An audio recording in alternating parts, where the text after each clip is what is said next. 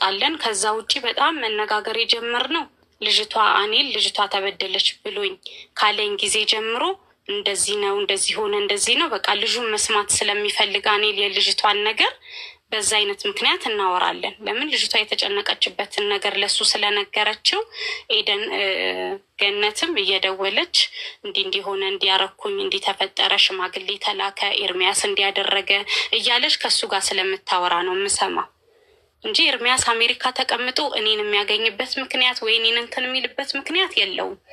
በህግ ለመሞከር ሞከረ፣ በሽምግልና ለመጠየቅ ሞከረ ብላ ገነት እያንዳንዱን ኢንፎርሜሽን ለዚህ ልጅ ትነግራለች። ለምን? ስለ እህቱ ስለሚያሳስበው። እሱም የደረሰው ጉዳት እህቴ ላይ ይደርሳል ብሎ ሌት ተቀን ስለሚሰጋ ስለነበረ ነው። አንዱ ጥያቄ ኢምፖርታንት ጉዳይ ስለነበረ ታማክረዋለች፣ ትደውላለች፣ እሰማለሁ። እንዲህ ብታረጉ እንዲህ ቢደረግ ሽማግሌ የሚተላከበት ምክንያትም በዛ ምክንያት ነው። አልፈልግም፣ እኔ የምፈልገው ነገር የለኝም፣ ብሩን ይሄን ያክል ካላደረጋችሁ ብላለች። ከዛ ውጭ የሚላክላትን ደረሰኝ እኔ ጋ አለ ብላለች ገነት። እያንዳንዱ ደረሰኝ እኔ ጋ አለ። አባቷን ከዛ ይልካል።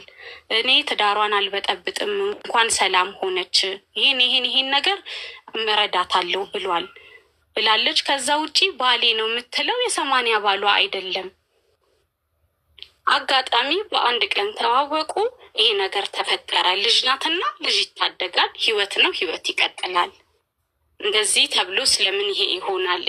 የመጣበት ኬዝም 1 ወር ተቀመጠ የተባለበትም ኬዝ አኔል የነገረን ነገር ሰምቻለሁ። 1 ወር የተቀመጠው እኔ አልነበርኩም፣ ቫኬሽን ሄጄ ነበረ ውጪ።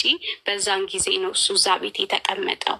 ከዛ ውጪ እሱ ቫኬሽን ከአሜሪካ የመጣ ጊዜ ነው የተገናኙት።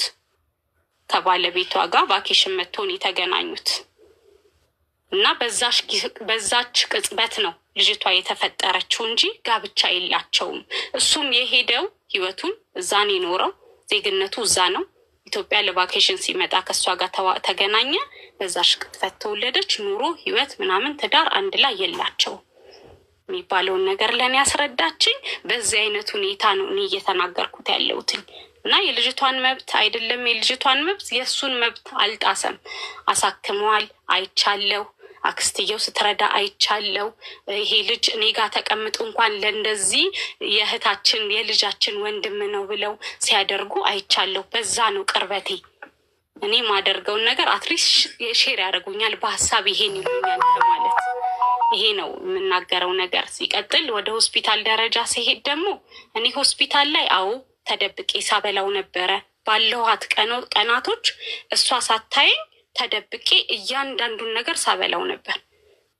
ከዛ ውጪ አሁን አብረህት የመጣችው አብረህት ራሱ እያበላችው እያጎረሰችው ነቃ የተባለ ቀን ተደውሎላት መታ እያበላችው እያጎረሰችው አልጫ ፍርፍር አምጪልኝ ብሏት አልጫ ፍርፍር አምጥታለት እያበላችሁ ቪዲዮ አለ ይውሃቡ እዛው ላይ በውስጥ መስመር ያለውን ነገር ላንቺ ትቸዋለሁ። ራሷ ቆማ ምግብ እፈልጋለሁ ተብላ ተደብቃ ሊያውም ኤደን ሳታይ ደብቃ ምግብ አብልተዋለች። ጭራሽ ከእናቱ ከወጣ በኋላ ራሱ እዛ ሀይሌ ጋር በነበረበት ጊዜ ከአንድም 3 ቀን 4 ቀን መታ ጠይቀዋለች። አስታውሳታለሁ። ስለማስታውሳት ስላለች ነው የምናገረው አሁን። እና ደግሞ ምግብ አላበላውም ምንም አልተባለም። በምግብ እንደተጎዳ ስላወቅኩኝ እየደበቅኩ አበለዋለሁ። ከዛ ውጪ ለእያንዳንዱ ነገር ጸሎት አይጠፋም። እዛ ጋር መቼም ሁሉም ሰው በየሃይማኖቱ ነው አይደለ እግዚአብሔርን የሚለምነው። በዛ ቦታ ላይ እያለው ጸሎት አልጠፋም። ጸበል ቄጤማ ጎዝጉዤ ዳቦ ቁርሼ እኔ በማምነው አምላክ እንደዛ ሳደርግ ነበረ። ሰው በየእምነቱ ሁሉም የራሱን አኳያ ያደርጋል። ለእኔም ለልጄ ሳደርግ ለአኔ ለይቼው አላቅም። ጸበል እሰጣለሁ እመቤቴ ብዬ ተጎንብሼ ስለምን ደርሳብኝ ነው አንቺ ጠንቋይ ያለችኝ። ያንን አልፈልግም። እንትኑንም የለቀቀችብኝ ይቅርታ፣ ሃይማኖት ነገር እኔ ቤቴ ውስጥ እንዲነሳ አልፈልግም። ለምን ስጸልይ ጠንቋይ ያለችኝ ካልሽ እሷ ላይ ሌላ ማለት ኦርቶዶክሶች እንዲነሱባት አይነት ነገር ይመስላል። ገባሽ? ይህን ነገር ሜንሽን እንድታደርጊ በቤት አልፈቅድም። እምነት ነክ ነገር፣ ብሄር ነክ ነገር እኔ ቤት ውስጥ አይፈቀድም። እሺ፣ አይ እሷ እንደዚህ ያለች ስላነሳችው መልስ ለመስጠት ነው። እንደዚህ ነገር ብታነሳ አስቆማታለሁ። አይፈቀድም በቤቴ ያውቃለሁ። የዛ ዕለት ስላነሳች መልስ ለመስጠት ነው። ልጁ የወደቀበትን አጋጣሚ አንስታ የወረወረችውን አጋጣሚ መልስ ለመስጠት ስለፈለግኩኝ ነው። ይቅርታ በጣም እና ከዛ ውጪ ምግቡን አዎ ተደብቄ ሳበላው ነበረ። እያንዳንዱን ነገር እዛ ተቀምጬ ያለውን ነገር እስከ መጨረሻው ድረስ ሳይካትሪስት ራሱ ከዛ በፊት አልተቀጠረላቸውም ነበረ። እኔ እሱ ከመንቃቱ በፊት ሚኒሊክ ሳይካትሪስት አልተቀጠረላቸውም። እኔ ገባሁ ባልኩሽ ቀን እዛ ቦታ ላይ አልነበሩም። አልጋው ላይ ይሄ ልጅ አልነበረም። እኔ ወደዛ ሩም ስገባ ወደዛ ሩም ስታዘዝ ሌላ ቦታ ሪፈር ተብለው ሄደው ነበረ። ጳውሎስ ሪፈር ተብላ ሄዳ አንድ ቀን የመጀመሪያ ቀን ድንገተኛ ክፍል ቆዩ። ድንገተኛ ክፍል ቆይተው ከታዩ ከተመረመረ ምንም አይነት የሜዲካል ችግር የለበትም ይሄ ልጅ በተባለ ቀን ሳይኮሎጂካሊ ክላስ ይዛችሁ ሩም ይዛችሁ ሳይካትሪስት ሳይኮሎጂ ይቀጠርላቸዋል። ይሄ ነው የሚገባችሁ ለእናንተ እንጂ ሜዲካል የለውም ተባለች። ለሱም ለአንቺም ለየብቻ ሳይኮሎጂካሊ ይቀጠራል ቢባል አምፑላስ ነው የሄደችው። አምፑላሱን ትታ በራይድ ይዛ ወደ ሚኒሊክ ተመለሰች። እዛ አልመቻት ስላለ ነው ለእኔ የሚሰማኝ። ሩም ይዛችሁ ድንገተኛ ክፍል ነበረች የተላከችው። በተላከች እዛው ቀን እሺ ብላ ማታውኑ አምፑላንስ ነው ይዟቸው ሄደው ከዛ ሆስፒታል በራይድ ልጁን ሾልካ አምጥታ ይዛው መጣች ሚኒሊክ። አልጋው ላይ ራውንድ ሲዞር እንዲ ልከንሻል ነበር እንዴ ለምን ይዘሹ መጣሽ? አልተመቸኝም እንዲ ያሉ እሷ ታስረዳለ ዶክተሮቹ የመለሰችውን መልስ። እኔ እዚህ ጋር ይሄ ነው አልልም። መልሷን እሷ ታዘጋጅበት። እነሱ እዛ እንድትከታተል እዛ የተሻለ ነገር ነው እኛ ጋር የሌለውን ነገር እዛ አገኝ ብለዋት ኤክስትራ ነገር እንድታገኝ ወደዛ ልከዋታል። አልዋለችም፣ አላደረችም። ይዛው ተመልሳ ሊያውም በአምቡላንስ አይደለም በራይድ ይዛው መጣች። ያኔ ስትመጣ ነው እኔ ያገኘኋት። ቀድሜ ገብቻለሁ። እኔ ሊኑር ሰንበዲ ኑር ሌላ ሰው ይኑር እዛ አልጋ ላይ የማውቀው ነገር የለም።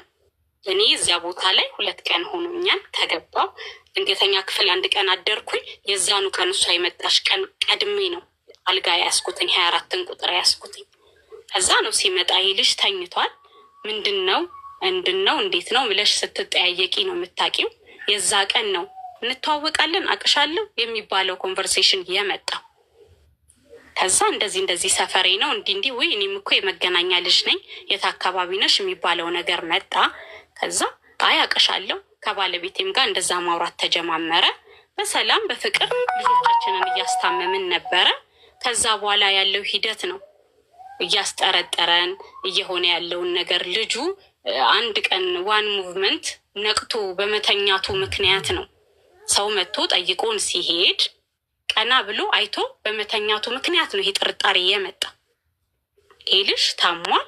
እኛ እየሰማነው ከ4 ወር በፊት እስከ 4 ወር ድረስ ከዛ በፊት ያለውን አናቅም። 4 ወር ሙሉ እዚህ አልጋ ላይ እንዳለ እንደማይንቀሳቀስ፣ እንደማይበላ፣ እንደማይጠጣ በቱቦ እንደሚወስድ ነው የሰማነው።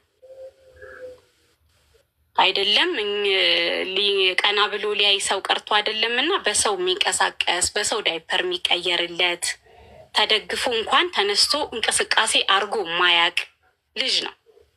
ስለዚህ ይሄን ልጅ እንዴት ነው ሰው ጠይቆ ሲሄድ አይኑን ግልጥ አድርጎ አይቶ ሲመለስ ስታይም እንዴት ነው ማይደነገጠው? ፊት ለፊት ነኝ አያለው፣ እንተያያለን። ጎን ለጎን ቢሆን አይታይም ብዬ አስባለሁ። ፊቴ ወደዛ ስለሆነ አልጋችን ፊት ለፊት ነው። አየው የዛ ሰዓት የሆነ ነገር ኖቲስ አደረኩኝ። ከዛ በማየው ነገር ሌትም ቀንም ሰዓትም የላትም። ውጪ ነው የምትወጣው። ስልኳን ኤርፎን ሰክታ ከኤርፎን ውጪ ከቴክስት ውጪ ስልክ ሽንት ቤት ገብቶ ብዙ ሰዓት ከማውራት ውጪ ሌላ ምንም ነገር የሚያስጠረጥር ብዙ ሰዓት ስልክ ላይ ናት።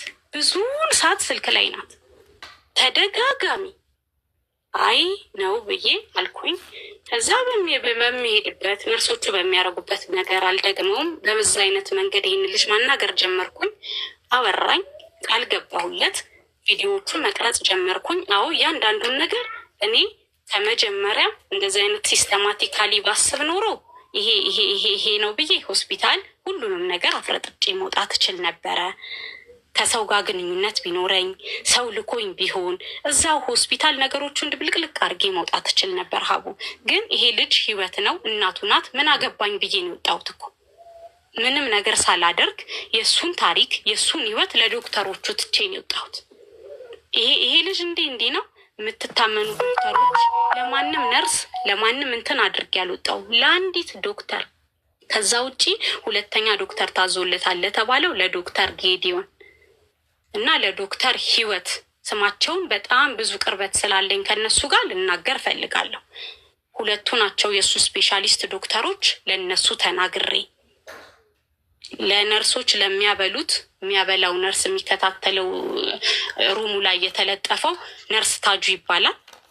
ለነርስ ታጁ ለነሱ ተናግሬ የሚመጡትን ነርሶች ባካችሁ ልጅ ተከታተሉት እያልኩኝ እየተናገርኩኝ ቪዲዮን ባላሳይ ምንም ባልልም ግን እንደዚህ አይነት ነገር አለ ባካችሁ ልጅ እንደዚህ አድርጉ እያልኩኝ እየተናገርኩኝ ያንን ትሪትመንት ጨርሼ መብላት ማድረግ ሲጀምር እያንዳንዱን ማበላውን ነገር እያንዳንዱን ማደርገውን ነገር እያንዳንዱ የሚፈጠረውን ነገር ቪዲዮ እየቀረጽኩ ነው።